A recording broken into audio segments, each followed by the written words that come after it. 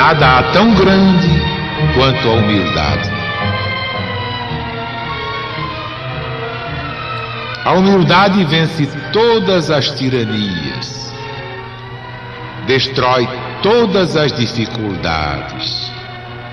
A humildade é irmã gêmea da persistência, filha dileta da força. Quantos humildes tens visto cair? Nenhum. E quantos engrandecidos tens visto precipitados do pedestal, onde orgulhosos se supunham eternos? Nem eu sei.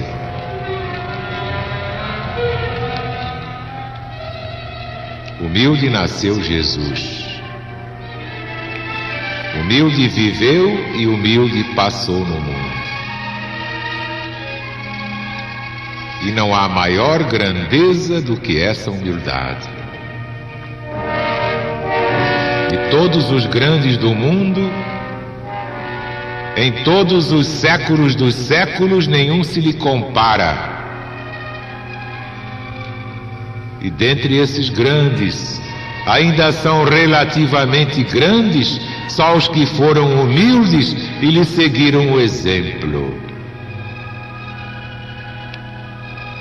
Só os que na humilhação encontraram grandeza, como só em Jesus encontraram humildade.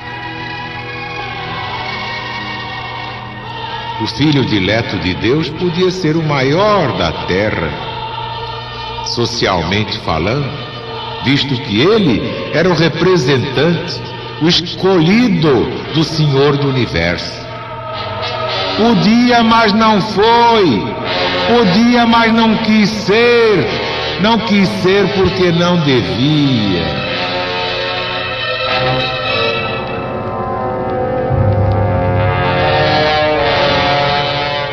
Quis ser humilde entre os humildes, simples entre os simples. Sua ação foi como a do roble. Nasceu da terra, lá de baixo. O roble, ao nascer, pode ser destruído por um inseto, partido por uma criança. Mas não sendo destruído, cresce e se eleva e braceja, deita pernadas e franças, enraiza no solo, procura as camadas subterrâneas, profundas, o suco com que se revigora, com que alimenta as folhas, com que fortalece as raízes e os troncos. Passados tempos, nem o maior vendaval o consegue molestar. O Cristo foi assim. Começou pelas camadas populares, humildes na sua origem, miseráveis no seu sofrimento, simples na sua fé.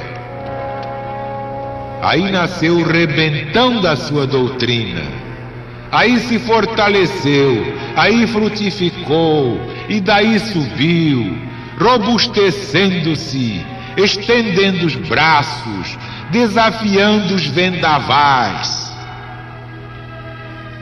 e ainda abrigando aqueles que se acolhiam e se acolhem à sua sombra. Partiu de baixo para cima, dos alicerces para o cume, do nadir para o zênite. Se tivesse começado por de cima, seria contra as leis naturais. Sua obra não poderia persistir. Ninguém foi mais simples e mais humilde do que Jesus. Mas ninguém como ele é tão grande. Simples e humilde porque é a verdade. simples e humilde porque é o exemplo. E quem o imitar na sua humildade encontrará elevação. Não há ato da vida que nos imponha tanta ponderação como o nascimento de Jesus. Seus pais tiveram de deixar a sua terra e o seu lar para irem à terra estranha, fazer aquele nascer para redimir o mundo. E para quê? Para que se cumprissem as profecias. Era preciso que o que havia de dar lugar a todos na casa de Deus nascesse sem lar e sem abrigo.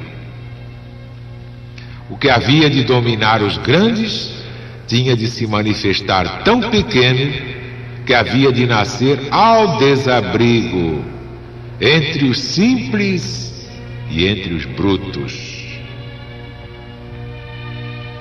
E assim tinha de ser, para escapar à maldade dos que queriam destruí-lo logo à nascença.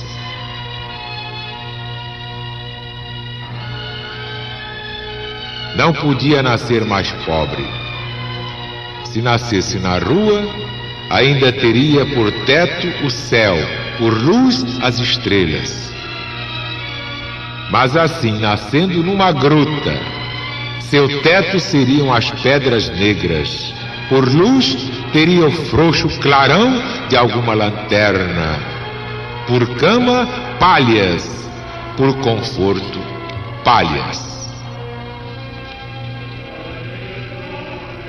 Aquele que havia de ser o abrigo e o conforto universal encontrava-se desabrigado, desconfortado como ninguém, pois até as aves têm o conforto dos ninhos, as feras o conforto do covil.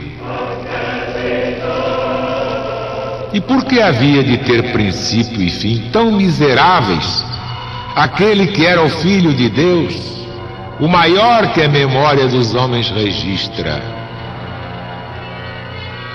Porque sua doutrina haveria de ser pregada e exemplificada. E assim como é a maior que tem vindo ao mundo, o exemplo havia também de ser o maior. Em Jesus tudo foi grandioso: a humildade, o heroísmo, o sofrimento e a santidade, a doutrina e o exemplo. Ninguém como ele teve maior majestade na sua simplicidade. Jesus sem a gruta de Belém não seria Jesus. Sejamos, pois, humildes, sinceramente humildes, e Ele nos receberá como seus discípulos para sempre.